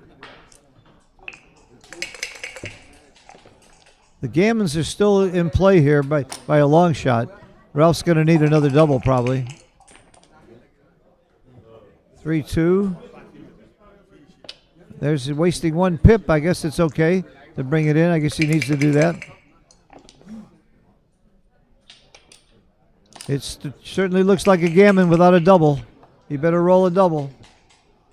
And 3-2 is not going to help. It's not going to help.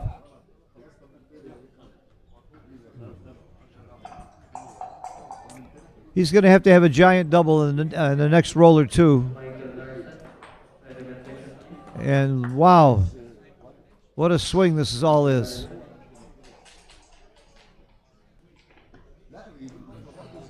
What an upset this would be. Because Ralph was way ahead in this match and clearly favored and way ahead in this game. Big roll.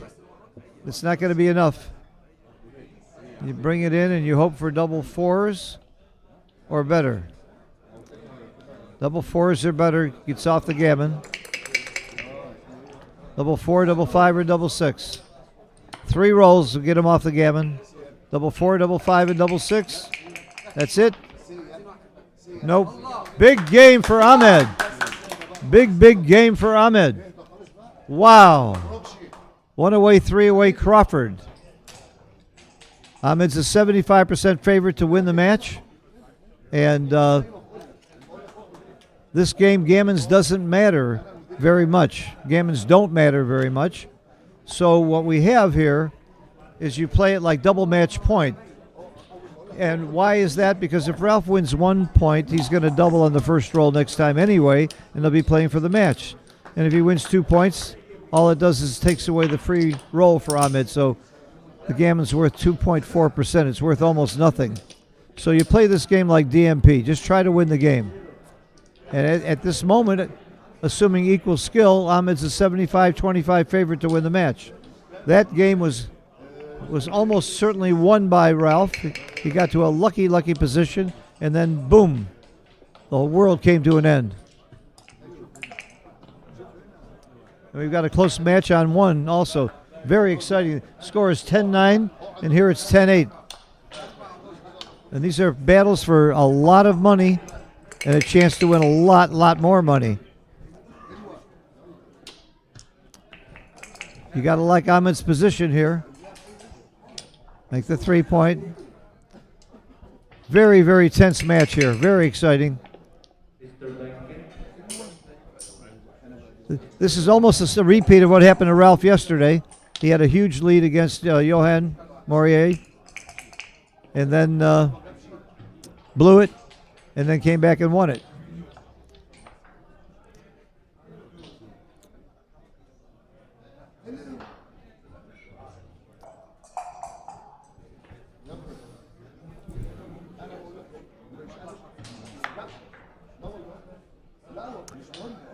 Again, you don't care about winning or losing a gammon. You just want to make the play that wins the game the most.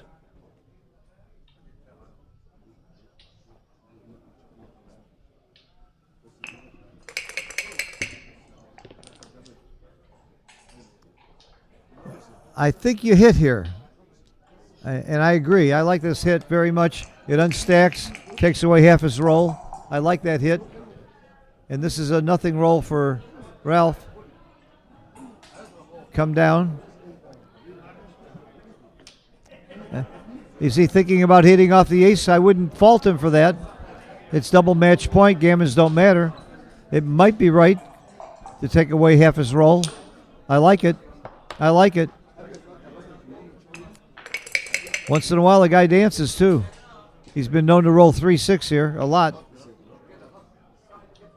Good roll. Comes in, makes both points.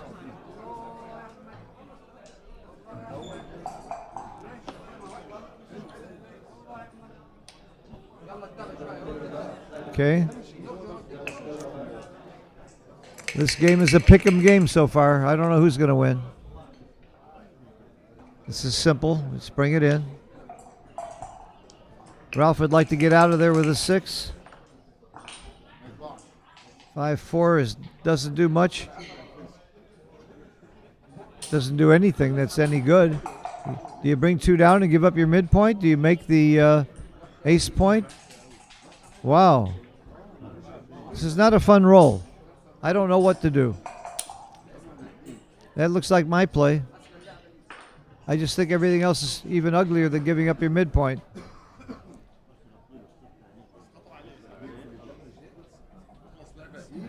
Slotting the bar doesn't duplicate anything, so I like this play. All right, here's the big roll. Important roll. 6-5 hits. 6-5 hits. I don't think there's any hesitation for me. That's it. Good play. Good play. Big roll. Big roll here. 4 is good for Ralph. He's happy to get it come in safety. Very tricky right now. Oh, he's going to make. He could make the 4-point and leave the blot. I'm not sure. I'm not sure I wouldn't make the 4-point here.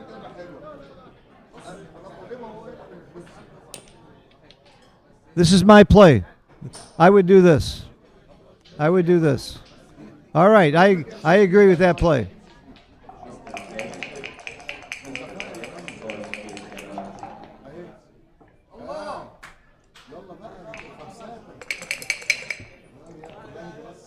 He got the 5, yes. Very good roll and a split.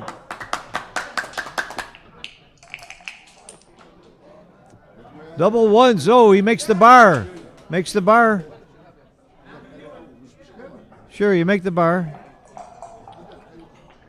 And 9-8. That's it. That's a very good roll for Ralph. Ralph's back in this game. He's not out of it yet. That was an excellent roll. 6 is very important here. He's very happy to roll that 6. I would play it bigger. I would have played 13 to 12. I wouldn't be that afraid of getting hit. I'd rather have the extra builder out there. I would have played that last one bigger. The blot, and Ralph didn't have that good a board. This is easy. There you go. Every roll is very critical now. Oh, is that a nice roll for Ralph? That's a 6 prime. Can he hold it? He can only hold it if he rolls a 6 or small numbers. Again, now, Ammon should not be worried about getting gammon. Getting gammon doesn't matter, so don't play too safely.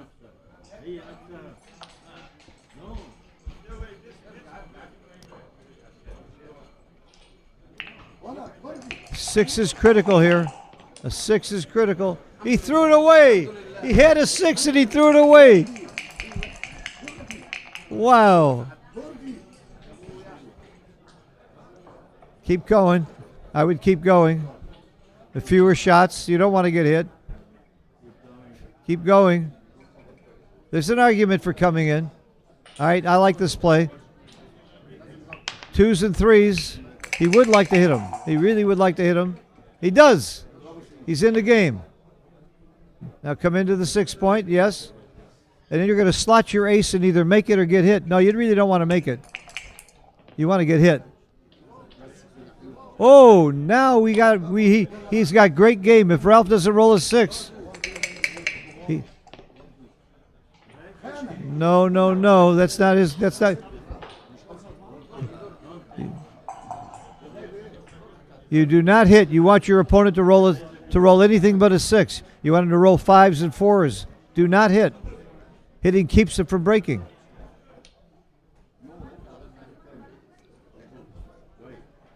That's fine. Either that or go to the 2-point. Good play. Good play. He's going to hit. He's going to hit. I think hitting is right. Yes. You get hit and dance is the best thing that can happen. He would like to dance here. Don't hit him. Don't hit him. Oh, he didn't want to hit him there. If Ralph dances, he's in good shape. Come in and kill the sixes. Come in, yes. Big roll here. Ralph would like to dance. He does. Now it's going to be very tough for Ahmed. Leaving that double shot and getting hit was very, very key.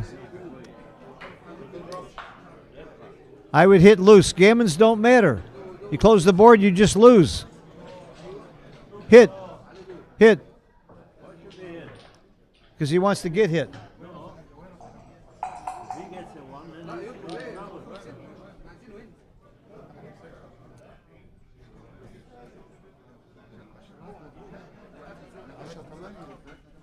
It's good. There's a good argument for not hitting. It's true. If he doesn't roll a 6, rolls 5s and 4s, breaks his prime. Maybe it is wrong to hit here. I think prime versus prime plays are the hardest. Yeah, this is good. He hopes Ralph doesn't roll a 6 and has to break. Big roll. He rolled a 6. No, what did he do? He's dancing. He's just dancing. He's on the bar. That's right. I think the hit might have been right. That checker on the bar.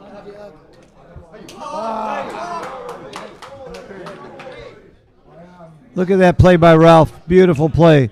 Most people would break from the back. He needs a 1. He needs a 1. No. Ralph's back in command here.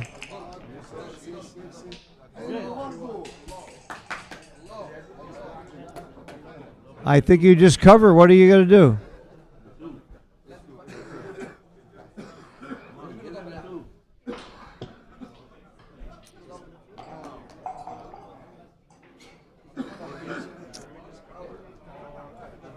If you cover, you could hit. Again, gammons don't matter. You just want to make the play that wins the most. Wow. Prime versus primes there. It's just so fascinating. There's at least 6 moves here I would like to study and learn about. This is a good one. Okay, Ricardo, what do you do? What do you do here? Give him a 2. Yeah. Give him a 2? Yeah. I'm hoping for a 3. This is Ricardo's play. Must be right. Ricardo just got one of the most beautiful P40 boards I ever saw with a silhouette of him wearing a hat in the middle. Really cute. All right, let's go. A 2. He needs a 2.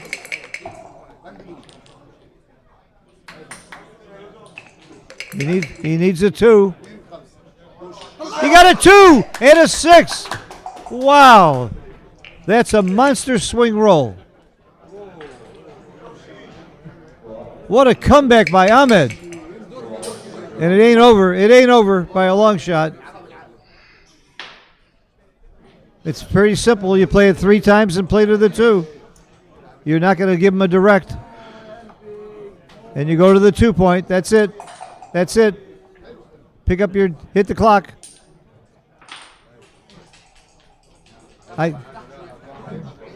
Don't break the 5. This is the right play. There's an argument for breaking the 5. I like this play. It's called an 8. An 8 would be huge. 11 makes the 2 point. Does he make the 2 point? I don't see running with 1 making too much help. I think he makes the 2 point. Ahmed's become a big favorite in this match. He was losing 7 to nothing. What a comeback. I make the 2 point here.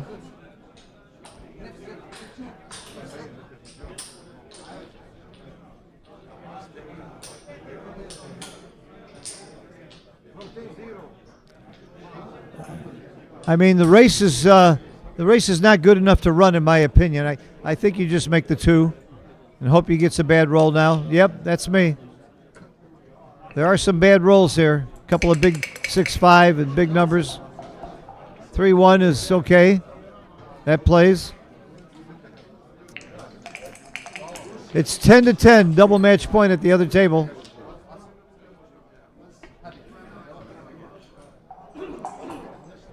All right, there's some bad rolls. 6-5, 6-4, 5-4.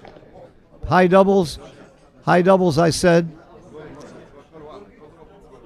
Okay, you're going to hit for sure, and you're going to take some checkers off for sure. So,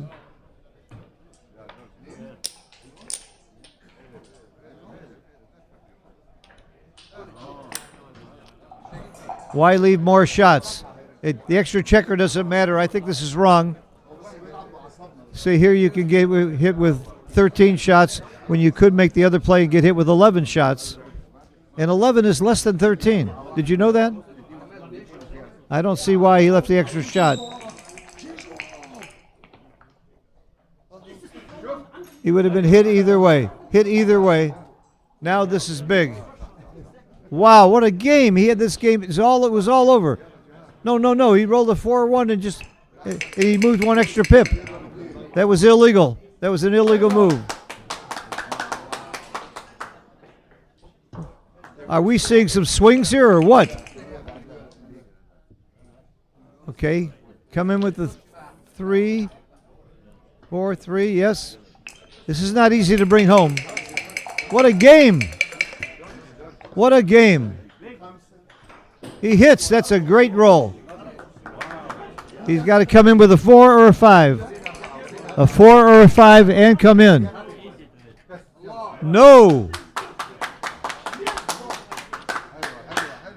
This is the roll of the match right here. All he has to do is roll more than a 5. Higher than a 5 and he wins. No! And he leaves a double shot. How unlucky can you be here? Oh my God. 1s and 2s, 20 out of 36. This is it. This is the match right here. This is the match. He got him. He got him. It ain't over though.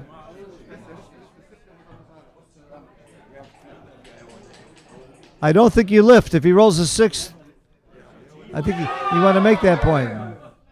It's double match point at the other table. Getting excited. We have two very, very exciting semis going here at the same time. The favorite in this game has switched like 5 times for who is a favorite in this game. We had a prime versus prime that was classic with some great checker plays by both players. 6s are big. Oh! Oh my goodness. That's the match. That's it. Oh my God. What a roll. What a roll. He just needs to keep a low number. He needs a 1 or a 2. He needs a 1 or a 2 not to leave a shot. It ain't over. He got it. He got it. What a match. What a match. Congratulations, Ahmed. You played very courageously, down 7-0 and fighting back against one of the better players in the world. What a match. That was one of the most exciting matches of the tournament. That's backgammon. We'll see Ahmed. Ahmed will be either in the finals or one of the final 3. We don't know. Switch to table 1. We'll find out what's happening. To stream 1. We got double match point, and that's undecided. But we know Ahmed's going to be one of the final 3 or 2.